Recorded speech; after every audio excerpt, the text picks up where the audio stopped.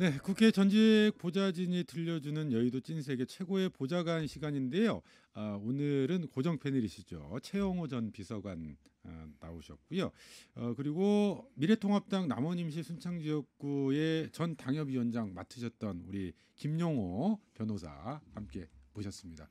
두 분 어서 오세요. 예, 안녕하세요. 안녕하세요. 네, 지난번에 우리 최변, 김변 이렇게 해서 거기에 우리 최영재 위원장까지 세 분이 함께 출연해서 이와 관련한 유사한 프로그램 좀 진행을 했었던 기억이 나요.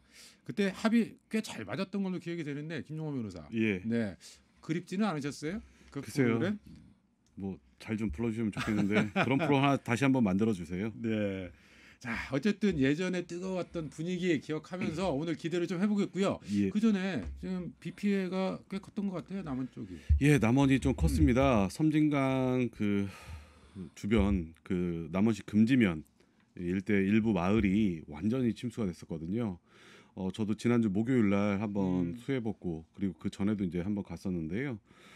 상당히 피해가 좀 심각했습니다. 네, 통합당원들이 대거 내려오셨다고요? 예, 피해 복구 작업을 위해서. 예, 그렇습니다. 지난주 목요일 날 남원에 왔었고요. 그 전에는 이제 경남 하동과 전남 구례를 갔었고요.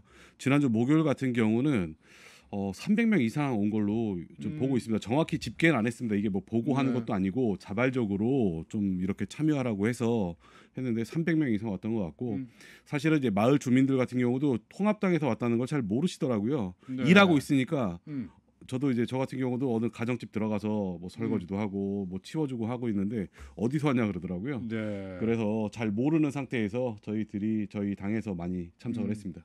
이 모처럼 정치권에서 할 일 하고 있는 것 같아요. 자, 어쨌든 수마로 피해를 입은 도민분들 조속히 좀 안정한 되찾기를 바라겠고요. 오늘 이야기 좀 해보죠. 이 차기 대선 순위가 그 사이에 변동이 있었어요. 최영호 변호사. 예, 지금 이재명 지사가 이낙연 의원을 눌렀네요. 예. 네, 좀 어떻게 보셨어요? 그 뉴스. 네, 사실 지금 예상했었던 건가요? 예, 뭐 예상이라기보다는 이낙연 의원이 그 지지율 자체는 한 30% 중반대까지 한두 달 전에 간 것 같아요. 근데 쭉 빠지는 추세여서 뭐 사실 이제 그 전에 어떠한 대세는 이미 꺼졌다고 보여지는 거고 사실 좀 독특한 지점은 이재명 현 지사가 이제 많이 올랐다는 게 사실 독특한 지점인 오히려 거죠. 그게. 예, 내려가는 건 사실 충분히 예측이 가능했는데 그 대체로 누가 이제 올라갈 것이고 누가 이제 어떠한 그 수혜를 입을 거냐라는 네. 지점에서는 좀 이재명 지사는 좀 독특한 지점인 것 같아요. 네, 뚜렷한 경쟁 상대가 사실은 없었던 이낙연 의원의 경우 네. 그 지지율이 지속되기보다는 장기적으로는 떨어질 것이다. 예. 근데 이런 전망들이 있었다라는 예, 평가신 거고 예. 그러니까 떨어지는 것은 당연하게 보는데 예. 그러면 지금 민주당의 지지율도 떨어지고 문재인 대통령에 대한 지지율도 또 좀 떨어지고 이런 상황에서 이낙연 후보의 의원의 지지율도 떨어지는데 유독 이재명 지사가 그 자리를 대체하는 그러니까 이재명 지사의 지지율이 오른 이유는 뭘까? 혹시 우리 김영호 변호사는 그 이유를 어떻게 해석하세요? 저는 그거에 대해서 크게 의미를 두고 있지는 않고요. 문재인 정부 들어서서 초기에 고공 지지율을 보였습니다. 그 당시에 총리를 했기 때문에 이낙연 전 총리 현재 의원이죠. 이분은 그거에 대한 반사이익을 얻었다라고 보여지고 있고요. 그거 문재인 정부의 지지율이 하락하는 것과 같은 맥락에서 지금 하락하고 있다고 보여지고요. 그리고 정권은 이제 하반기로 갈수록 또 말기가 가까워질수록 그 현재 집권 중인 대통령에 대한 어떤 반감 이것도 당내에서 사실 표출이 되고 있습니다. 네. 그런 게 사실은 이재명 지사한테 비문 계열로서 좀 반사적인 이득이 있지 않나라고 보여지는데요. 사실은 저는 이 두 분이 지지율 한 분은 떨어지고 한 분은 올라가고 이거보다는 두 분 합계 지지율을 한번 관심 있게 봐야 된다고 생각합니다. 네. 왜냐하면 올 초까지만 해도 두 분의 합계 지지율이 50%가 거뜬히 넘어갔었습니다. 근데 지금 두 분 합계 지지율은 30%를 조금 상회하는 수준이거든요. 네. 즉 범여권 지지율 전체가 합계가 떨어지고 있다는 부분을 사실은 좀 주목해야 된다라고 생각을 합니다. 알겠습니다. 김용호 변호사의 이야기를 좀 들어봤는데요. 어쨌든 최영호 변호사는 이재명 지사의 지지율이 좀 오르는 뭐 혹시 배경 이유 이거 어떻게 좀 해석하세요? 사실 좀 뚜렷하게는 저도 잘 모르겠어요. 이 어떠한 그 예전에 저는 좀 그 상기하고 싶었던 게 예전에 보면 좀 독특했던 게 2017년 대선을 앞두고 지지율 조사가 전 기억이 좀 남거든요. 그때는 보면 이제 문재인 지지율은 완만한 상승세였고 네. 거기에 대한 대항마가 계속 바뀌는 과정이었어요. 어떻게 음. 보면은 갑자기 안희정, 이재명, 안철수, 근데 마지막까지 홍준표까지 어떻게 보면 이제 좀 어떻게 이인자 찾기라는 게 좀 네. 있었거든요. 근데 지금 사실은 이낙연 의원이 1인자였고 2인자 찾기가 좀 되던 과정에서 급속하게 이낙연 의원이 빠지면서 이재명 의원이 올라오는 걸 보며 지금 이걸 어떻게 해석해야 될까 저도 고민이 드는데 네. 일단은 민주당 내에서나 여권 지지층 내에서 사실은 이재명 지사 같은 경우에는 지지율이 좀 독보적으로 많이 받기는 어려운 상황이거든요. 그래서 지금 지지율이 올라가는 과정에서 이제 본인이 했던 말을 좀 뒤집으면서까지 친문에 약간 기대는 지금 얘기를 하고 있는 건데 네. 전체적으로 봐서는 그게 사실 전 도움이 안 될 거라고 보거든요. 네. 그럼 뭐 만약에 최영호 비서관이 이낙연 의원의 참모라면 이 즈음에서 뭐 어떤 조언을 하실 것 같아요? 저는 이낙연의 길을 가라고 좀 하고 싶습니다. 본인의 길을 가라. 네. 네. 그러니까 문재인과 함께한 국무총리의 길이 아니라 이낙연의 길이라고 하는 거는 사실은 이제 그럴 수가 있어요. 지금 현직 대통령을 욕하라는 거냐, 비난하는 거냐, 그게 아니라 5년 단임제 대통령제에 뚜렷한 취약점이 있거든요. 집권 후반기로 가면은 대통령의 인기도 하락이 되고 국민들도 지지를 안 하는 경우가 많아져요. 왜냐하면 사실은 우리는 역대 정권이 그랬죠. 네. 그럼 5년의 제왕을 하나 두는 거기 때문에 어쩔 수 없는 현상인 것 같아요. 그러면 본인은 이제 여기서는 단절을 하고 내가 집권을 하면 어떤 길을 가겠다고 보여줘야 되는 건데 지금 스탠스는 내가 문재인 대통령 잘했으니까 내가 이것도 다 같이 다 또 하겠다 네. 라고 하는 거밖에 안 되잖아요. 그럼 절대 집권의 길은 열리지 않는 거죠. 네. 역대의 대선 후보들이 비슷한 고민들 하는 것 같아요. 여권 대선 후보들 같은 경우에는 현 집권자와의 차별화에 어떻게 성공할 것인가 이런 부분들을 고민을 항상 하는데 이낙연 의원의 경우도 지금 그 시점이 아니냐. 우리 최영호 전 비서관의 조언이었고요. 그나저나 민주당 전당대회가 얼마 안 남았어요. 지금 민주당 전당대회에 이낙연 후보, 그다음에 김부겸 후보, 박주민 후보까지 이 3인이 경쟁 구도를 형성하고 있었는데 지금까지는 절대 1강이 이낙연 후보였거든요. 민주당 전당대회도 혹시 지금의 지지율 추세가 대선 후보 지지율 추세가 영향을 미칠까요? 김영호 변호사 어떻게 보세요? 아무리 요동을 친다고 해도 이낙연 의원이 50% 이상의 지지율로 당선되지 않을까라는 당대표 대세론에는 크게 영향은 없습니다. 다만 몇 퍼센트 얻느냐가 좀 중요하다고 보여지는데요. 네. 뭐 최고 많이 나올 때 70%까지 그 당내 지지율이 좀 나왔던 걸로 보여집니다. 근데 그거를 수성을 할 수 있느냐? 근데 사실 그게 좋은 건 아니거든요. 네. 왜냐하면은 압도적인 대세로는 무난하게 패배할 수 있는 또 다른 가능성이 있는 거라고 또 볼 수도 있기 때문에요. 오히려 저는 지금 민주당 입장에서는 그 새 후보 간에 뚜렷한 정책 대결을 갖다가 좀 더 펼치는 게 낫지 않을까라고 생각을 합니다. 이거에 대해서 지금 당장 당 대표가 누가 되느냐라기보다는 그 과정에서 당의 노선이라든가 앞으로의 나아갈 방향을 갖다가 정립을 하는 기회로 삼아야 되는데 네. 근데 사실은 그래요. 지금 오히려 보면은 저는 이낙연 의원의 그 당내 지지율도 조금씩 하락하는 건 어쩔 수 없다라고 보여지거든요.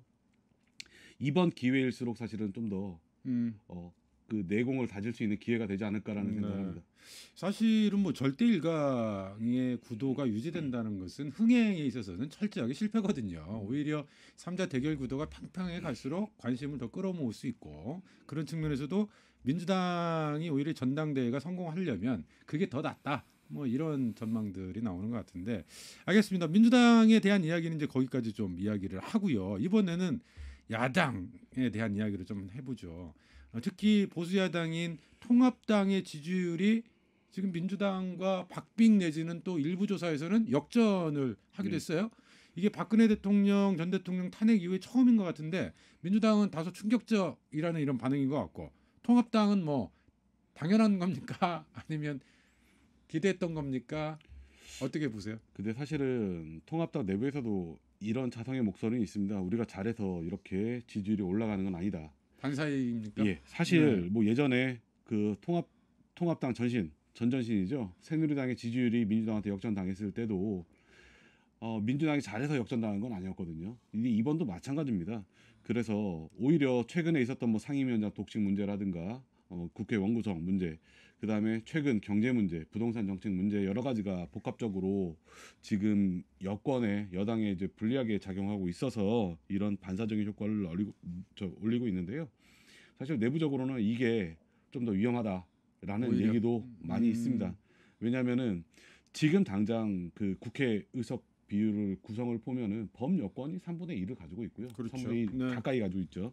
그다음에 보수 야권 통합당이 3분의 1을 간신히 개헌 저지선을 간신히 지키고 있는 상황인데 이 지지율 때문에 그렇다고 해서 이 구도가 바뀌는 건 아니거든요. 네. 지지율은 지지율일 뿐이고 원내 그건 안 어떤 바뀌죠. 의석수가 예, 바뀌는 건 비율은 아니니까. 고정이 있기 때문에 오히려 지금일수록 더 대여투쟁이라든가 이런 부분을 잘해야 된다라고 얘기를 하고 있습니다. 네. 말씀하신 김에 그 대여 투쟁을 잘 하는 네. 방법이랄까요? 네. 그러니까 어떻게 해야 됩니까? 지금 당내에서도 장애 투쟁 나가자 이런 이야기도 있고 네. 너무나 구태의연하지 않냐 장애 투쟁. 네. 원내에서 뭐 대안을 제시하는 합리적 야당으로서의 모습을 보여야 된다 이런 주장 끊임없이 좀 맞서고 있기도 하고요. 예. 또 최근 태극기 집회와 관련해서 정광훈 목사 주도의 집회에 어떻게 선을 그을 거냐 참석할 거냐 뭐 이런 딜레마도 있는 것 같고 통합당 어떻게 방향 설정을 해야 돼요? 일단 하나하나 좀 말씀을 드릴게요. 지금 뭐 대여투쟁을 어떻게 할 것이냐 관련해서 뭐 원내에서 한다. 근데 사실은 원내에서 할 수 있는 부분은 사실상 거의 불가능합니다. 오히려 국회 선진화법으로 인해서 3분의 2가 아니라 60% 정도 가지고 있죠. 민주당이. 그 정도 가지고 있는 상황에서 그리고 국회 선진화법 때문에 예전처럼 네. 그게 없을 때처럼 그 당시 뭐 예를 들어서 2008년도에 구성된 국회처럼 소수 민주당이 이걸 주도권을 뺏기는 좀 어려운 상황입니다. 네. 그 당시처럼. 그렇다고 해서 무조건 장외로 나갈 것이냐 이것도 또 아니라고 봅니다. 장외로 나갈 때는 장외로 나가야 되는 명분도 있고 그걸 통해서 얻을 수 있는 실리까지도 고려해야 되는데 네. 사실은 지금은 그런 건 없고요. 오히려 저희는 그렇습니다. 오히려 제 개인적인 생각도 좀 포함이 돼 있는데 오히려 민생에 차라리 민생 행보를 하는 게 더 낫지 않을까. 민생 그래서 현장에 더 집중하는 그런 모습을 보자. 그래서 우리 주변에 있는 평범한 주민들이 시민들이 어떤 생각을 하고 어떤 어려움을 겪고 있고 이걸 갖다가 함께 고민을 하고 이 속에서 찾아야 된다고 보거든요. 최근에 있었던 뭐 주택임대차 3법 같은 경우도 사실 그래요. 이론적으로는 좋을 수 있습니다. 네. 이론적으로는 민주당에서 주도해가지고 통과시킨 법이 좋을 수 있는데 현실의 문제는 또 현실의 문제거든요. 네. 현실과 그러니까 이론에서 의도하지 않은 문제가 현실에서 발생할 수 있는데 이거는 네. 현장을 통해서밖에 들을 수 없는 부분이 있습니다. 예. 알겠습니다. 그런 부분이 있습니다. 네. 자, 뭐 쉽지 않은 문제 같아 이 문제가. 우리 최영호 변호사께 좀 같은 질문을 좀 드려봐야 될 것 같아요. 그러니까 지금 어쨌든 정당 지지율 면에 있어서 분명하게 지금 변화가 나타나고 있는 거잖아요. 이 부분들을 좀 어떻게 해석해야 될까? 그리고 또 아울러서 더해서 이 보수야당이 통합당에 조언을 하신다면 좀 어떤 조언이 가능하실까요? 그러니까 반절의 성공이라고 보여져요. 만약에 비등비등하게 의석수도 비등비등하고 다음 이제 뭐 대선도 얼마 남지 않은 시점에 이렇게 나왔다고 한다면 뭐 100점이죠. 이제 통합당도 집권으로 가겠구나라고 생각을 하는 건데 사실 지금까지 어떠한 총선 이후의 상황은 뭐 통합당이 승리를 했다거나 뭐 어떠한 법안을 저지를 했다거나 아니면 어떤 법안을 통과를 시켰다거나 이런 게 전혀 없고 통합당은 그냥 빠져서 백기투항을 하고 있는 모습이었고 민주당이 그냥 뭐 우리는 180석이니까 하겠다. 뭐 니네 없어도 우리는 할 수 있다라는 모습을 보여준 거잖아요. 그렇게 해서 어떻게 보면은 독선적인 모습, 굉장히 강한 승자의 모습을 보여주다 보니까 당연히 내용적인 면에서도 부실한 면이 많이 있었고요. 그런 면을 보니까 국민 입장에서는 오히려 약자를 응원하게 되는 거예요. 네. 예. 그리고 야당이 빠져버린 상황에서는 국민의 어떤 반감과 저항은 대통령과 여당에게 직접 다가가게 되는 거고요. 예, 그래서 지금 통합당의 지지율 자체는 저는 크게 의미를 둬야 되나 싶을 정도로 네. 의미는 없다. 근데 다만 감점 요인은 없었던 거죠. 가만히 있으니까. 네. 감점 요인이 없었던 거고 이게 집권의 길로 가기 위해서는 사실은 집권을 갈 수 있는 어떠한 능력과 집권을 위한 어떠한 그 길을 보여줘야 되는 건데 그것과 관계없이 오른 지지율이기 때문에 어떻게 뭐 많은 뭐 100점짜리다 많은 의미를 부여하기 좀 어려울 것 같아요. 네. 그 앞에서 잠깐 김용호 변호사께도 질문 좀 드렸었는데 이제 태극기 세력과의 네. 관계 문제 결별을 해야 되느냐 말아야 되느냐 좀 이런 부분과 관련해서 이야기됐었는데 그 부분 혹시 김용호 변호사 그 부분에 대해서 혹시 뭐 예, 일단은 좀 전제를 좀 설정을 좀 잘못하신 네. 것 같은데요. 전광훈 목사가 이끄는 태극기 세력이 전부는 다 아닙니다. 그러니까 되게 태극기 세력이라고 일반인들이 보시는 것 중에 극히 일부분이고요. 물론 전광훈 목사가 이끄는 그런 부분은 사실은 비판받을 부분이 많이 있다라고 생각을 합니다. 하지만 얼마 전에 쓴 8.15 집회 같은 경우도 광화문 광장을 꽤 메웠거든요. 네. 옛날에 촛불 집회 비교한다 그러면 100만을 너끈히 넘었다라고 볼 수 있을 정도로 많이 왔습니다. 네. 근데 여기 오신 분들이 다 극우 세력이냐? 그건 아니고요. 그건 아니다. 네. 예. 다만 현실에 있어서 지금 문재인 정부의 폭주를 갖다가 좀 규탄하기 위해서 모인 선량한 시민들이 더 많다라고 저는 말씀을 드리고요. 물론 통합당에서 기존에 좀 극단적인 방향을 설정을 하고 있는 그 일부 태극기 세력이라고 불리는 분들 중에 일부 세력과는 사실은 선을 그어야 되는 건 맞습니다. 네. 하지만 평범한 시민들이 왜 거리로 나왔는지 이렇게 많은 인파가 왜 모였는지에 대해서는 사실은 통합당도 많이 고민을 하고 있고요. 네. 정부에서도 좀 이거는 심각하게 바라봐야 되지 않을까라고 생각을 합니다. 그 일부 선을 그어야 한다고 생각하시는 대상들은 어떤 좀 전에 분들이에요? 말씀하신 대상입니다. 정광훈 목사 뭐 중심의 그런 네. 그런 분들입니다. 그분들. 네. 최 변호사는 좀 지금 이제 통합당에 대한 이야기를 하고 있는 거예요. 그러니까 통합당이 현재 지지율을 유지 내지는 더욱더 높여가기 위해서 조언을 한다면 특히 그 중에서 태극기 세력으로 불리는 그 극우 세력과의 관계 설정을 어떻게 해야 될지 여기에 대한 좀 이야기를 들은 거거든요. 최 변호사가 혹시 조언을 해주신다면 좀 어떤 조언?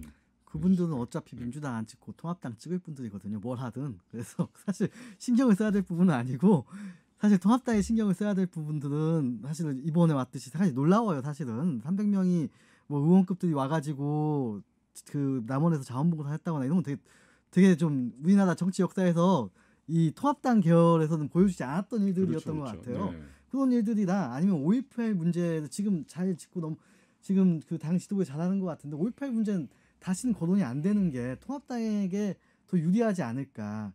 제도내 사실은 법적으로 이미 제도날 여지 없이 정리된 문제인 건데 꼭 거기서 나오는 그 주변에서 나오는 얘기들이거든요. 5.18 문제는 굳이 제도나지 않는 게 좋을 것 같아요. 그런 식으로 사실은 통합당의 반대편에 있었던 부분들부터 하나하나씩 정리해 나가는 게 좋을 것 같아요. 네. 그 이 조언이 좀 도움이 됩니까, 김정호 변호사? 5.18 관련해서도 네. 사실은 그거에 대해서 논란거리를 만들고 싶어하지는 않습니다. 하는데 다만 저는 상당히 의문스러웠던 것 중에 하나가 뭐냐면은 노무현 김대중 정부 10년 동안 밝힐 만큼 충분한 기회가 있었는데 뭘 더 밝히자는 건지 사실은 좀 납득이 가지는 않아요. 그 당시에 언급되지 않은 부분이 그 뒤에 10년이 훨씬 지난 현 시점에 언급되는 것도 좀 이상하고요. 오히려 이 부분은 세월호라든가 5.18 문제는 민주당 범좌파에서 악용을 하고 있는 게 아닐까라고 생각합니다. 네.